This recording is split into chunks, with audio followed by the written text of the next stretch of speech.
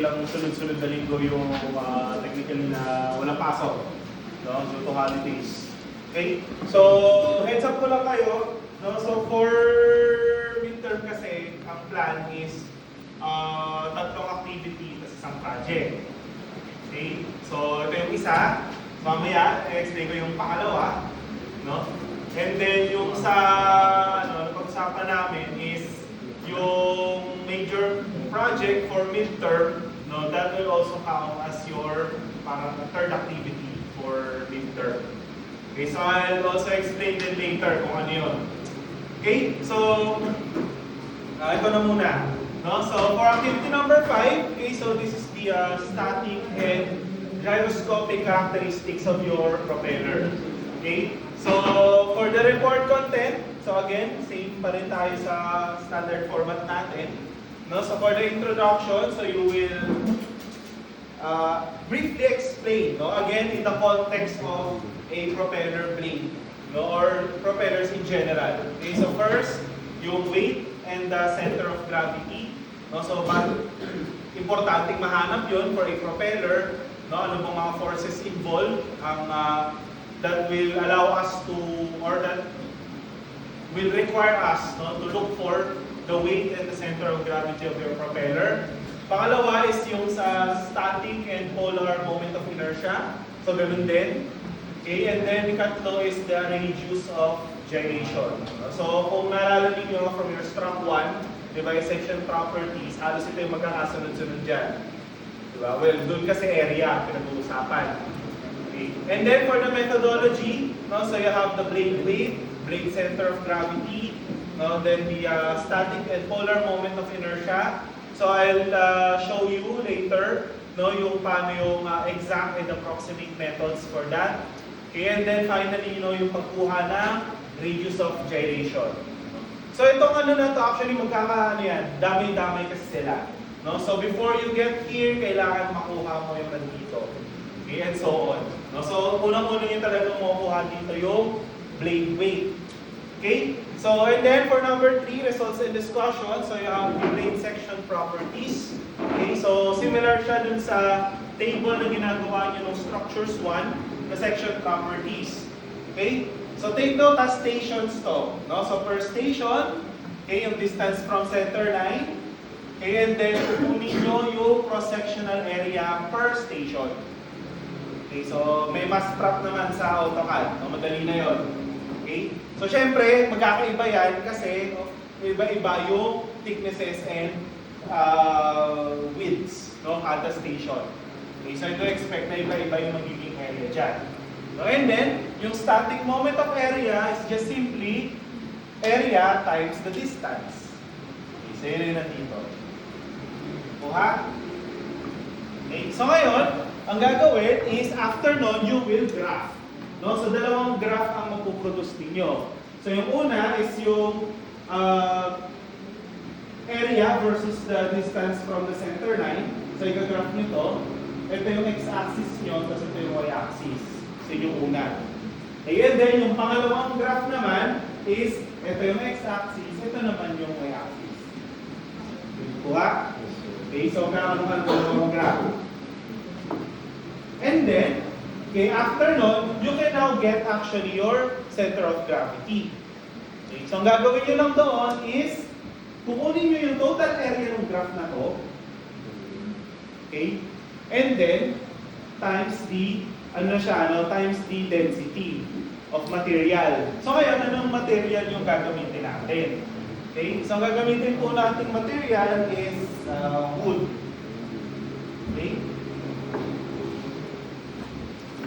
Ilagay ko na dito.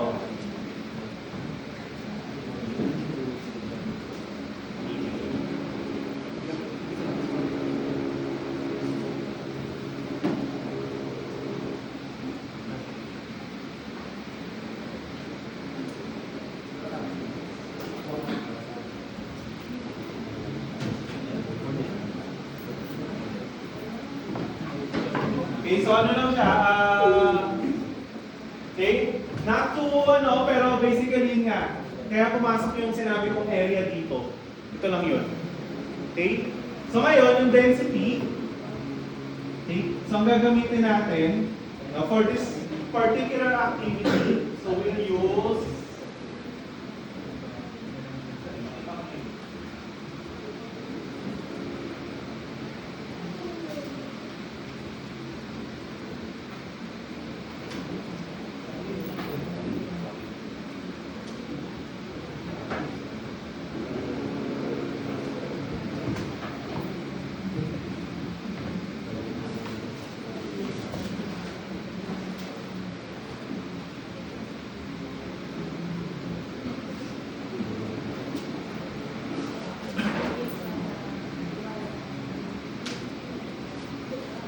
okay.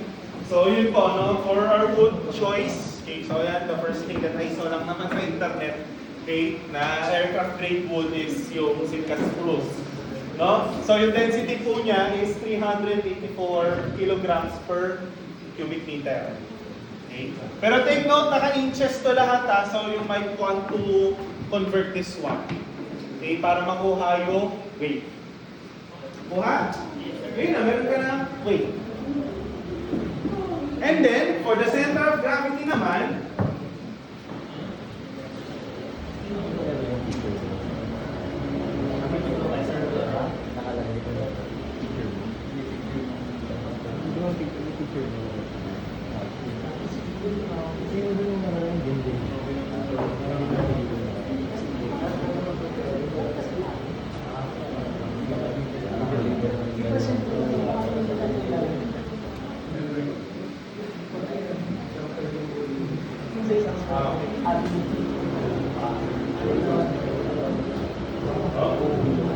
so for the blade center of gravity,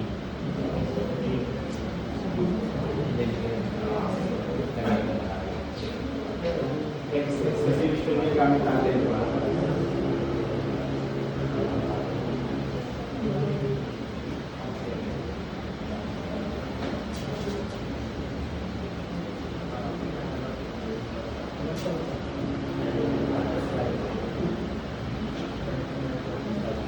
Okay? No? So for the blade center of gravity, again, ito integral na to, ito lang yun. Okay? So yung E times R na to is yung static moment of area, ito yun. Okay? dr is yung distance from center line. So in other words, this entire integral here means kukunin mo lang yung area ng curve na nabuo mo dito. Kuha. Again, times the density, so ito yung gagamitin natin. And then divided by the weight. Yun ang kuhang dito. Kuha. Okay? So yun na, no? Meron ka na center of gravity. And then, required ko sa results natin yung figure. Okay, so anong figure to? So yung figure is, you will show a side view of your propeller blade. And then, papakita nyo doon kung nasaan yung center of gravity. Kuha? Gets? Okay, yung side view no propeller blade. Question so far? Wala naman. Okay, sige. And then, next naman natin is yung polar moment of inertia. So sa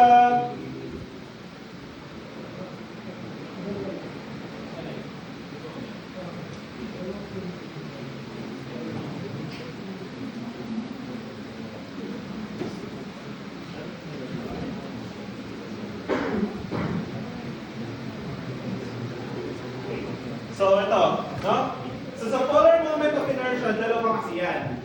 Okay? So lagay ko na rin dito.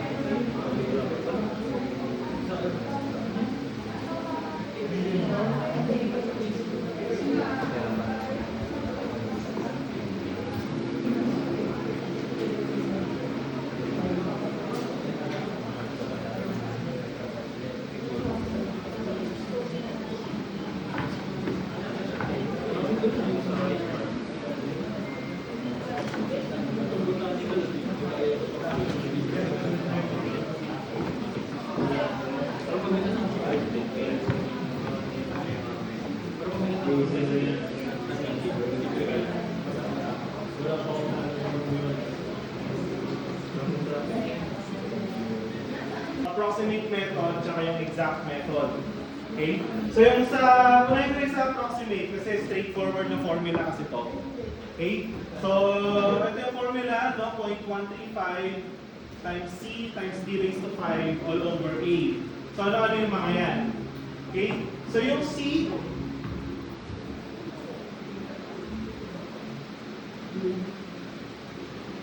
okay, this is your camber. So this one will come from the airfoil na ginamit nyo. No? So yung ano siya, yung naka-percentage na. No? So kung 4412, so 40%. Ay, 4% pala, camber. Diba? Yun. Okay? And then D is the diameter. No? Propeller diameter to. Take note, kailangan nakapit to. Okay?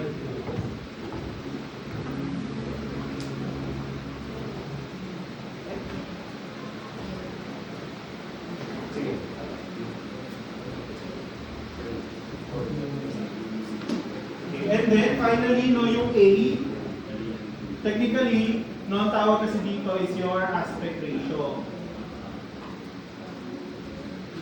So, paano yung aspect ratio sa propeller? So, yung aspect ratio sa propeller is actually equal to, okay, the propeller's radius divided by its maximum width. So both of these, alam ko, sa 51 pa lang meron na. Kuha, so hindi na kailangan i-recalculate. Okay? Ayun, no? So for this one, yun, direct substitution lang siya. You already have your approximate polar moment of inertia. Okay? So again, ang magiging resulting unit nito is to the fourth, feet to the fourth.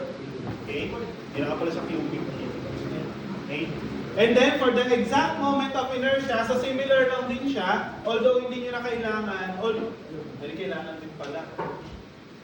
Okay? So again, ganito lang, ang ibig sabihin lang kasi nito is you will do another graph. No? Again, the x-axis is distance from center line, and then yung y-axis naman is yung AR squared. No? So area, ano ito pala, times distance squared. So kumbaga, nung sa section properties niyo, yun yung ax squared na column. And then pagka-graph, kunin yung area under that curve, ito na yun.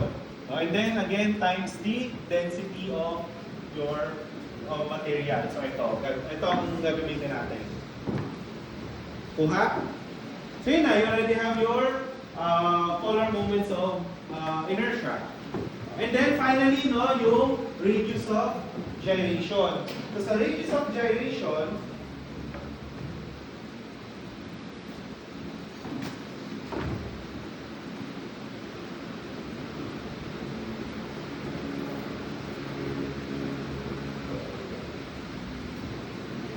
okay? So sa radius of gyration, so this is R.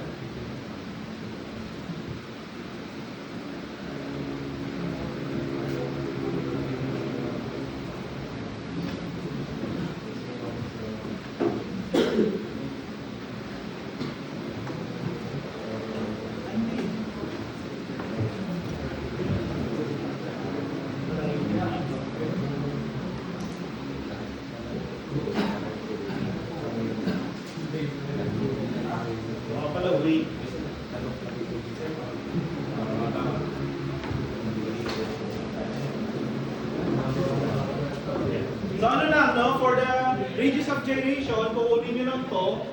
Okay, sa gagamitin natin yung ito na lang para mabilis, no? Yung sa approximate. And then divided by your weight, yung makuha mo dito, no? And then square root. Yun na, may radius of gyration ka na. Okay, so makuha nyo dito is naka-feet. Or 9 inches pala tayo. Okay? So and then, after nun, required po yung figure. So similar lang siya dito sa center of gravity. So ganun din, side view ng propeller blade, and then i-plot mo nga saan yung radius of gyration. Yes po. Question? Sir, kung sa exact na order mo kailangan pa rin Oo. Kasi paano nyo makukuha itong ano na to, itong term na to? Bali, Kasi may area ka pa din eh. bali na pa.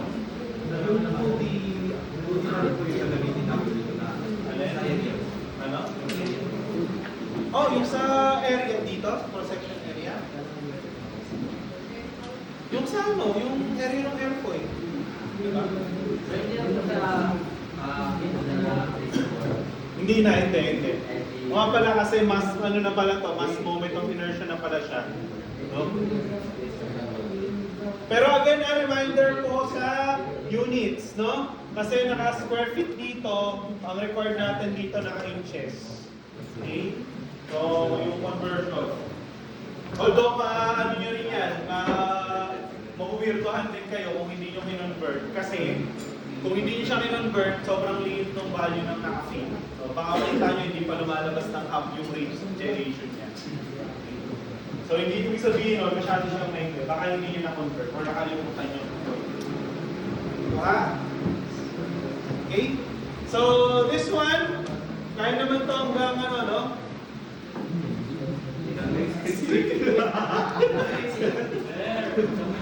Okay, go next. Done. Okay, para sa so 2 weeks from now. Okay. And then I'll picture nyo na ba? Kasi yung activity 6 naman.